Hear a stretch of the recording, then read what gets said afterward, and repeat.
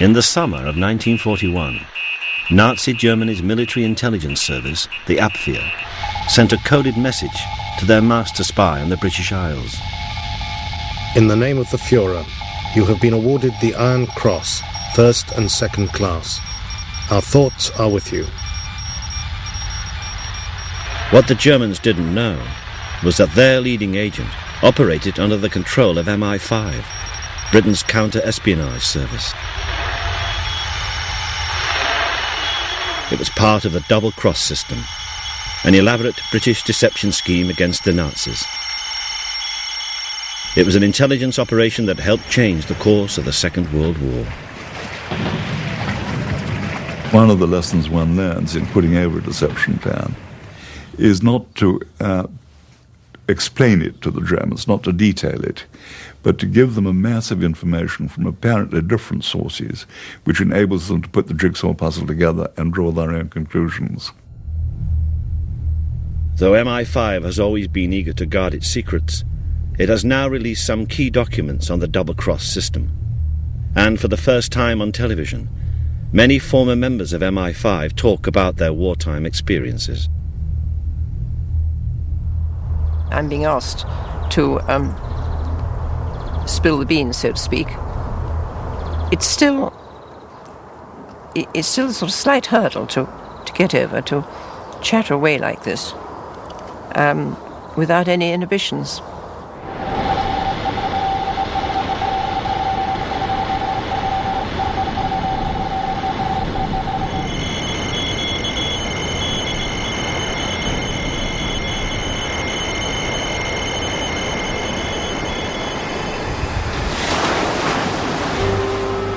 In September 1940, Britain was invaded. That autumn, more than 24 German spies arrived on the British Isles, either by boats released from German submarines, by parachute, or as refugees.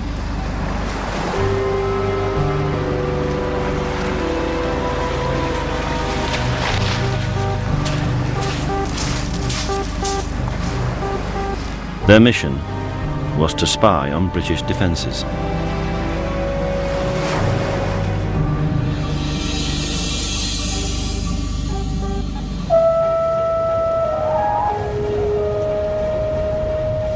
But this wasn't the Britain they had expected.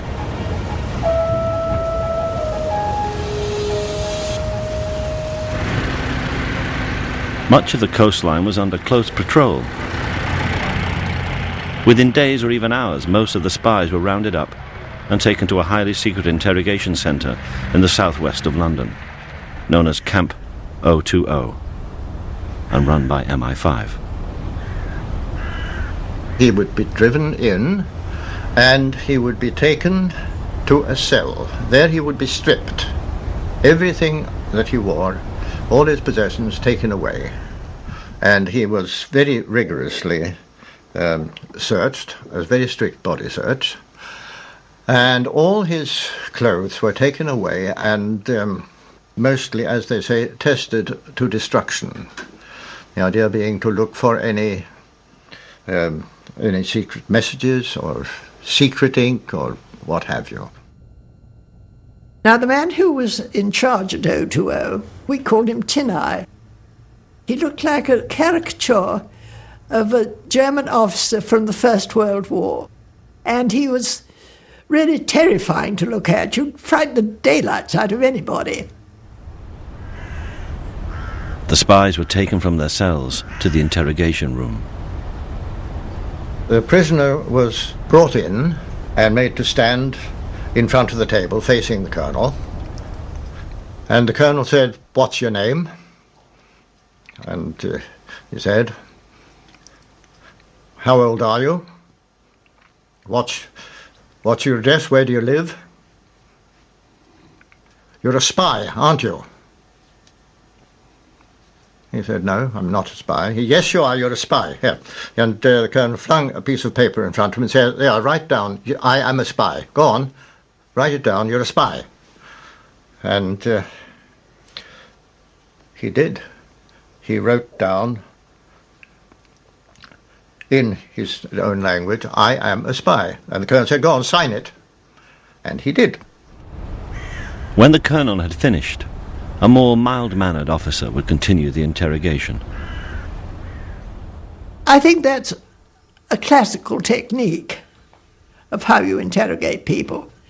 The idea was he bullied them, and then there was the other man who was with him, his second in command, who was a soft-spoken man and kind, and that's how it was done. You had to break somebody within, 48 hours, or they weren't going to break. It was a very quick turnover, as it were.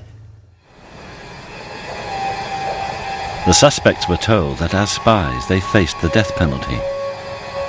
It greatly helped to focus their minds. I'm absolutely certain that there was never any form of physical torture used. A degree possibly of mental anxiety. The thing was to create anxiety in the man's mind. And if you were quite certain, or pretty certain, that he was a bad hat, you played on that and you gave him sleepless nights as much as you could, making one wondering what you knew about him and how you knew about him.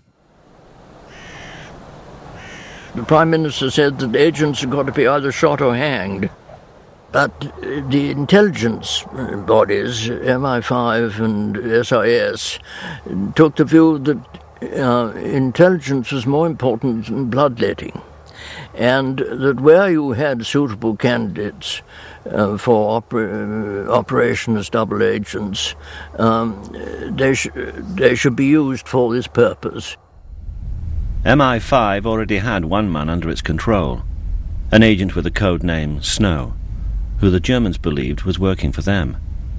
But for MI5, one wasn't enough. They wanted to create a network of double agents.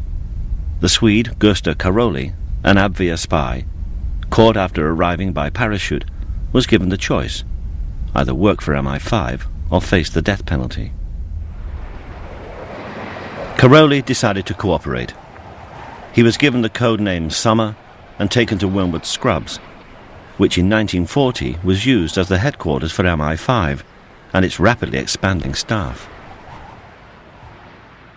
Upon his arrival at Wormwood Scrubs, Karoli was asked to make radio contact with his German controllers. He was supervised by the MI5 radio operator Ronnie Reed, then on his first assignment. Shortly before his death in 1995, Reed was interviewed on home video. We drew up outside the gates of Wormwood Scrubs.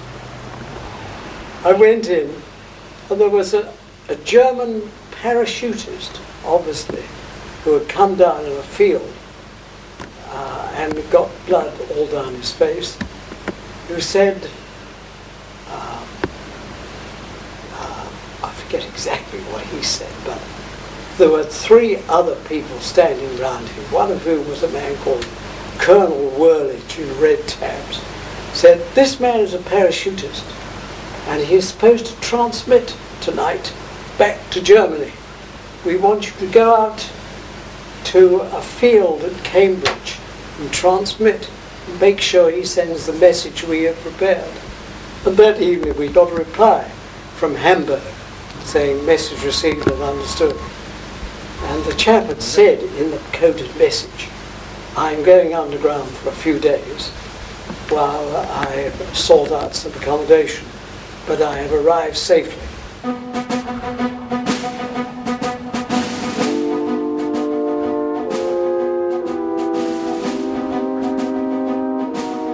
Through summer, MI5 learned about the arrival of another German agent, the Danish national Wolf Schmidt, who parachuted into Cambridgeshire carrying a small radio transmitter.